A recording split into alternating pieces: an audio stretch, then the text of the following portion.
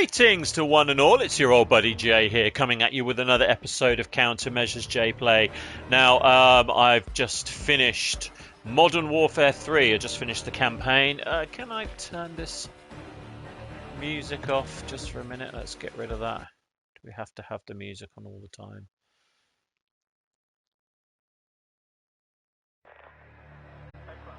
I guess we do. So, basically, having just finished the campaign, as I was playing, I was getting a little bit confused because I've been reading a lot about how the campaign was incredibly short, how people didn't really like it. A lot of the reviews were saying it wasn't very good, etc., etc. And while I'm playing, actually, I'm having a really good time with it, and I quite liked the story. I quite liked the gameplay. Obviously, the gunplay and everything is always brilliant. They're the best in the business for that. So, you can't criticize the game for that part of it. And I'm wondering what people expect from these games every year. And I feel that maybe what they expect is they want more and more and more and more every single time they play these games. So let's just go back to the start. So the 2019 version of Modern Warfare came out, the reboot. I quite liked the campaign for that. I played a little bit of the multiplayer and Prestige once or twice, I think, and then I kind of dropped off it. I did enjoy it. And then I replayed it before Modern Warfare 2 came out, and I liked it more the second time. And then when I played Modern Warfare 2 straight away, and I didn't mind the campaign for that at all. They did a thing at the end where they set up Makarov as like this bad guy, and if you hadn't played the game before, you wouldn't know who Makarov was. So there was a bit of a kind of like a cliffhanger of like, oh, it's Makarov, but if you didn't know who he was, you'd be like, who? So there was a little bit of a disconnect with the writing on that one. But it's fine because I had played those games before and I did know who he was. So maybe it was for me, and my ilk, longer sort of fans of the games. So that's fine. So when the third one was coming out, obviously I was really getting into the multiplayer of the second one. I put in the last year, I reckon I put like 200 hours into the multiplayer. And I think because they essentially allowed you to continue your progress, well, not your actual progress within the leveling up of the multiplayer in Modern Warfare 3, but carrying over all your characters and skins so that you could use them in the Warzone, etc., etc. I think I'm clocked in about 270, 280 hours on that now, and I'm still really enjoying it. I like the new maps much, much better than the maps of Modern Warfare 2, the reboot. So progressively, as the trilogy, the thrilogy of these games has gone on, they have got better each time. So I would say that the gameplay, the campaigns are the campaigns, but the gameplay is consistently good. It consistently gets better. The weapons. I mean, if you go into the multiplayer, like the amount of weapons that you can now craft, the amount of weapons that you can purchase through the store, that you can earn in-game, that is vast. And then you've got all of the different aspects of those weapons that you can interchange, where you've got like different sights, and you've got different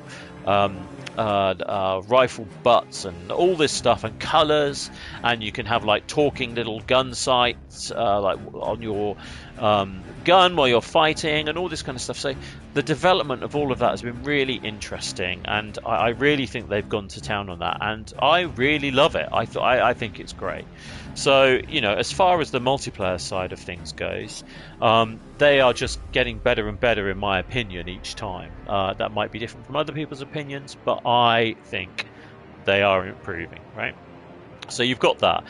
The campaigns are the campaigns, They're never meant to be like these really well-written stories, because it's just a first-person shooter, so you're just going through it, going through the motions. They try and attach some kind of emote emotive feeling to these levels, to the characters that you're fighting, etc., etc.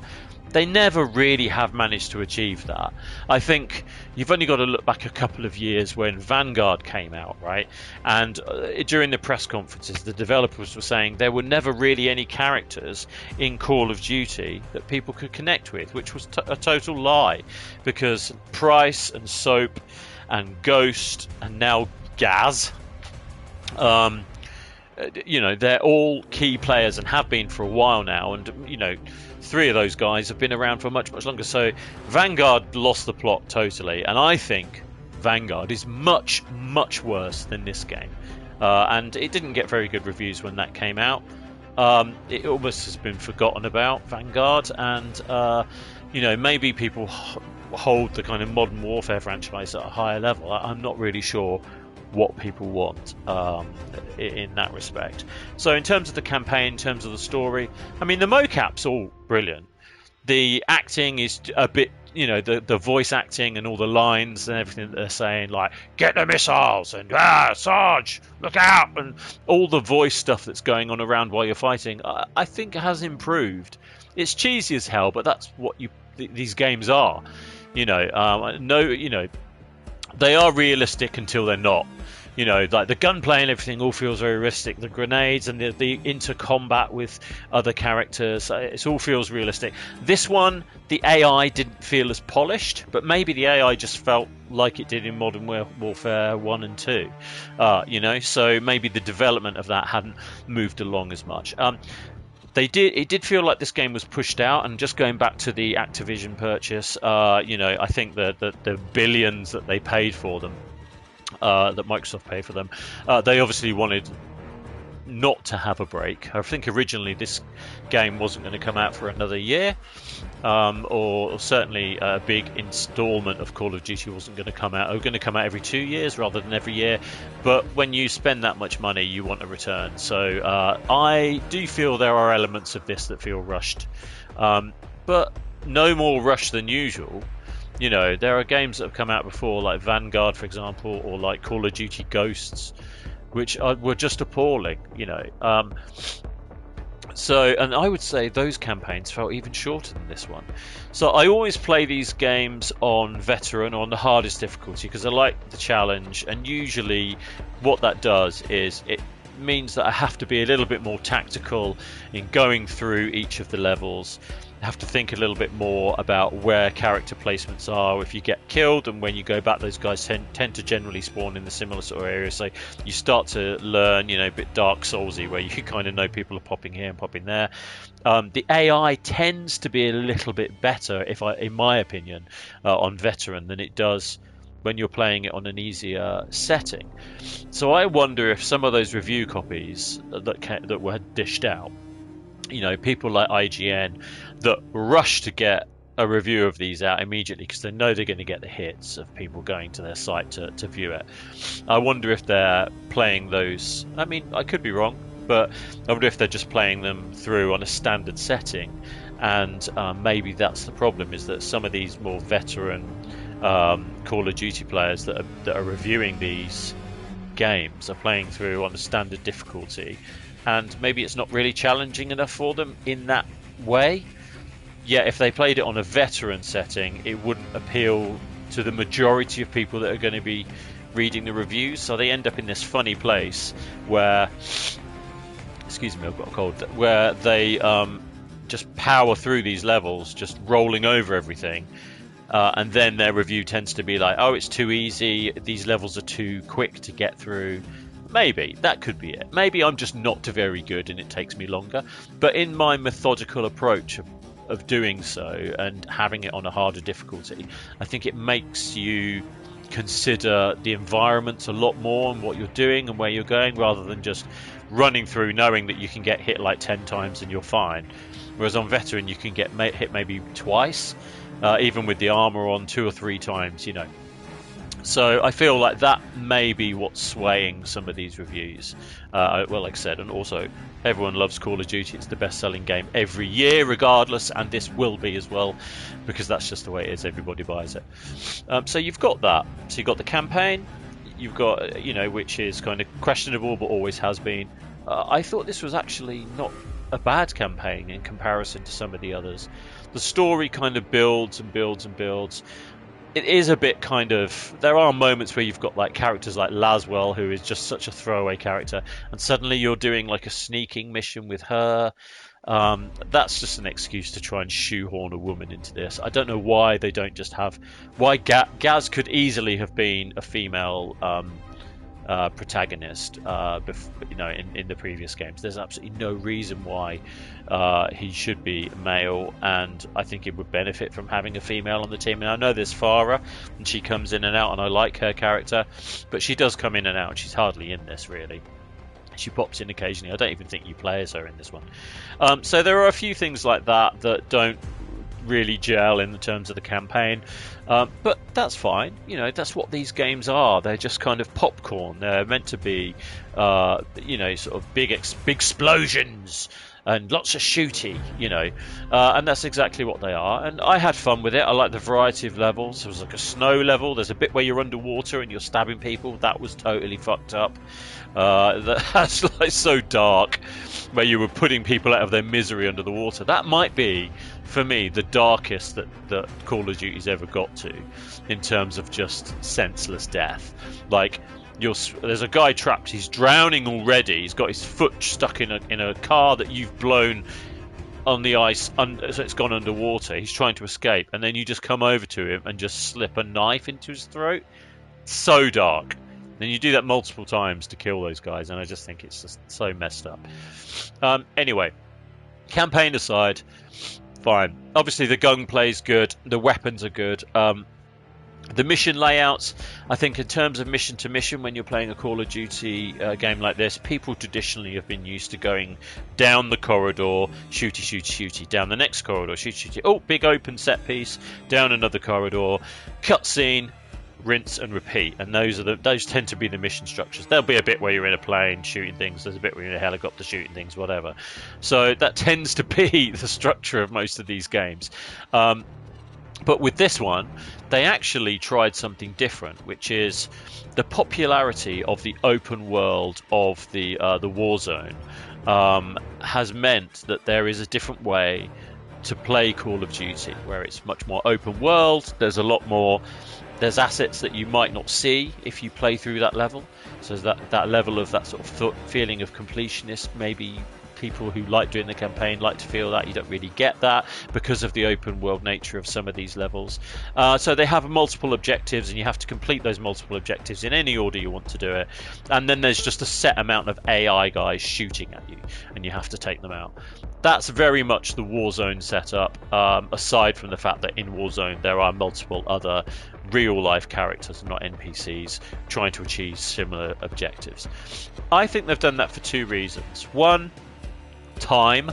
They didn't have much time to put this together, so having 3 or 4 missions like that within this game means that they could set those playgrounds up and just let you sort of, they didn't have to worry about set pieces necessarily for those sections. And secondly, I think that a lot of people like Warzone. They've got a lot of people playing Warzone. There's a lot of people who are interested in that particular style of gameplay, so they're trying to cater for that. And I guess there is also a third option, which is if you haven't really got into Warzone before, which I've played a little bit of it, I keep meaning to go back and get into it, because it is a vastly open game where you can just go in and do all these cool missions and play with other people and do it's really fun. I haven't really done much of that, so in playing more of that within the main campaign, I am now feeling like I want to go and spend time doing that. So I think that does work what they've done. People will see it as kind of like a cheap way out of not having to have these big scripted set pieces, but this was still 13 or 14 chapters, which is standard for Call of Duty. I think if I look back at my gameplay, I think this probably took me about 7 hours in total from start to finish, maybe 8. I was messing around a little bit, but I reckon it's probably about 7 hours. So that's all of that. Then you've got Warzone, which is just this other thing that exists that has its own life, that's part of this game, that you can use all your skins for, that you can play with all your friends in terms of like putting squads together and going to achieve stuff. I think there's like daily missions. There's like all different levels that you can play at, where you've got like you can go into certain areas and do like extractions of stuff, like in the Division, where you can go into areas and if you pick up stuff and extract with it, you get to keep it. But if you go in and you try and pick some stuff up to leave and you get killed, you don't get to extract with it. And so I think there's different settings and different kind of stages within Warzone that allow you to do kind of like different types of gameplay with your friends. So you've got like a Fortnite approach where it's like last man standing and all that kind of stuff. So I feel like that in itself is just a completely living, breathing thing that is part of this game. And then you've got the zombies side of thing that I haven't even looked at yet, which I played a zombies Call of Duty kind of tag on years ago, and I never really got into it. But again, I'm keen to go back into it. Now the gunplay is so tight, and like you get to play with all these different characters. Again, you can play with your friends, so you can go in and do all this different stuff. I just feel that like when you're seeing reviews for this where it's like 2, 3, 4 out of 10, I'm baffled, because what do you want out of this game? When you look at like comparative games that have much less to offer, that are games like Overwatch 2 was appalling. Like it was just a reskin, and I think that's most outlets were still giving that 7s and 8s, and that is just an embarrassment in my opinion. And in comparison, a tiny slither is on offer for something like Overwatch 2.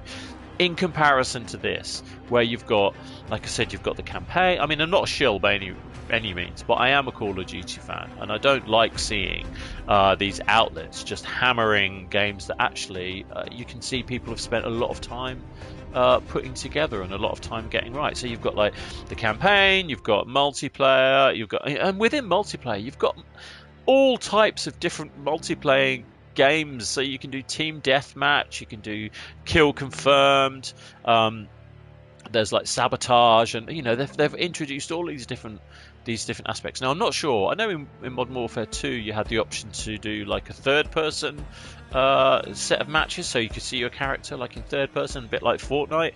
I don't know if that's the case in this one. Again, I'm still sort of going through it.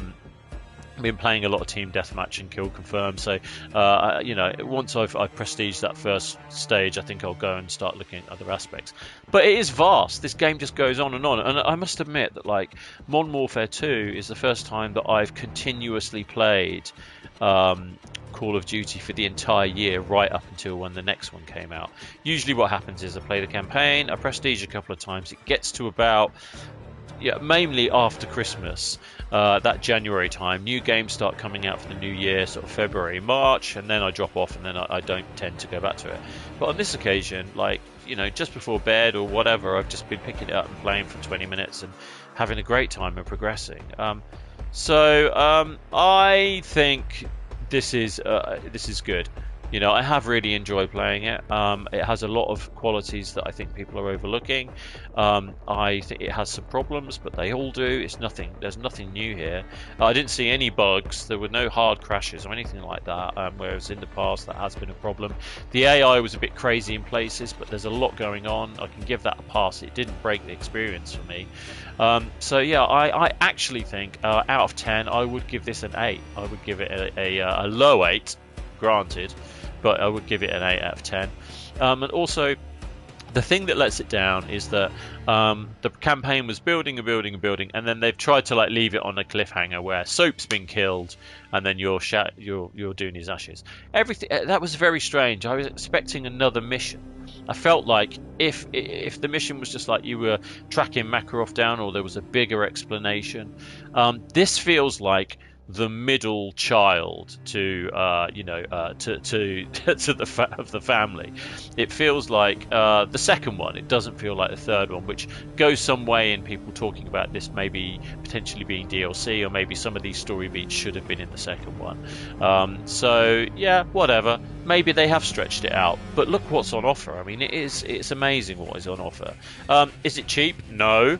It's like it starts at 70 quid and goes up. I think I ended up paying. I paid 100 quid, and it came with a load of like various bits and pieces that you could start off with, and character skins and tier skips for the battle pass and all that kind of stuff. Again, the battle pass. You don't have to buy it, but if you do want to buy it, every 3 or 4 months you pay 20 quid, and then you're in the battle pass, and you can earn all these extra skins. Just think there's a lot on offer here that people are overlooking because they've become used to it, and actually it shouldn't be missed because see they've set it up for the next one. So maybe next year's is going to be even grander, or maybe they're just going to continue the Modern Warfare story on and on and on and on. My feeling is they probably should have kept it as a trilogy and should have wrapped it up here, but you know what, I say do what you like. They own the rights to it. People are still buying this game every year. It will still be the best-selling game of 2023 without a doubt, and it only came out in November. So November, beginning of November. So anyway, that is my review of the game. I did enjoy it. I would recommend that you play it. I do think it's got a hard time from critics. I think people were expecting a really big jump in terms of assets and story and different modes, etc. for this one. There were high expectations, and maybe they didn't meet the expectations. This game didn't meet the expectations that people wanted, but maybe you just need to step back a minute and say, what does this game do? And the things it does is just like far beyond the reach of its closest competitor. So I think we have to remember that. So yeah, 8 out of 10. Get out there and play it where you can. I think Warzone's even free, actually, if you don't even have this, or you have like an earlier version of Call of Duty or whatever. I think Warzone you can just download and play for free, so it's a bit like Fortnite in that respect. And yes, they will nickel and dime you in the shop. Don't go in the shop. There you go. So until next time, be good, stay safe, and be kind to one another. Peace out. We gone.